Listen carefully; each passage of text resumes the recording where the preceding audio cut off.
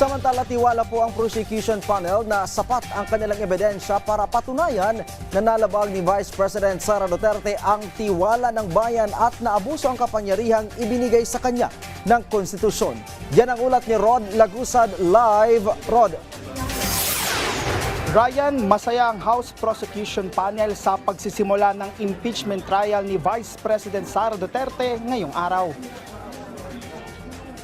Ayon kay House Lead Prosecutor Representative Jervil Luhistro, ito na ang pinakaimportanteng nangyari ngayong araw dahil anya nasunod ang mandato ng saligang batas. Dagdag niya, tagumpay ito para sa bahagi ng prosekusyon.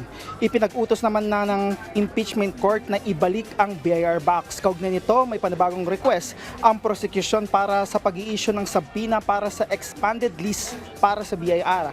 Anila, hindi na lang ito patungkol sa income tax return. Ayon kay Luhistro, mahalaga ito para suporta ng kanilang articles of impeachment. Samantala, kanina sa naging opening statement ng House Prosecution Panel, binigyang din ito ang pagsunod sa ebidensya saan man ito patungo.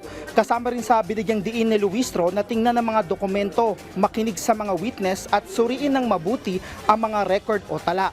Anya, dapat husgahan ang naturang kaso hindi dahil sa politika, popularidad, takot kung kanino tapat, kundi dapat nakaayon sa saligang batas. Anya, sa unang tingin magkahiwalay ang apat na articles of impeachment, pero anya, ang mga ito ay maituturing na chapter sa iisang kwento. Dagdag ni Luhistro, ang impeachment trial ay patungkol sa pagkakaroon ng pananagutan. Kabilang din sa binanggit ni Luhistro sa kanyang opening statement na ngayong anya, nagkaroon ng vice-presidente sa kasaysayan ng bansa na may kaibigang hitman na umano'y handang magpapatay para lang makaupo sa pwesto. Ayon kay Luhistro, natatapos ang demokrasya kung may karasan. Ito kaugnay ng Article 4 patungkol sa umano'y pagbabanta ng pangalawang Pangulo kay Pangulong Ferdinand R. Marcos Jr., First Lady Liza Araneta Marcos at dating House Speaker Martin Romualdez. Uunahin ng House Prosecution Panel na talakayin ng Article 4 na nakatuon sa umano'y assassination plot ni Duterte. Ryan, sa kabuuan, naharap nga sa apat na articles of impeachment si Vice President Sara Duterte. Bukod dito sa grave threat, kabilang din dito yung issue ng confidential funds, issue sa deklarasyon sa SALN at umano'y bribery at korupsyon sa Department of Education.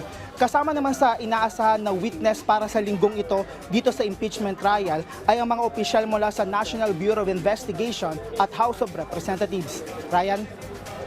Maraming salamat, Rod Lagusad.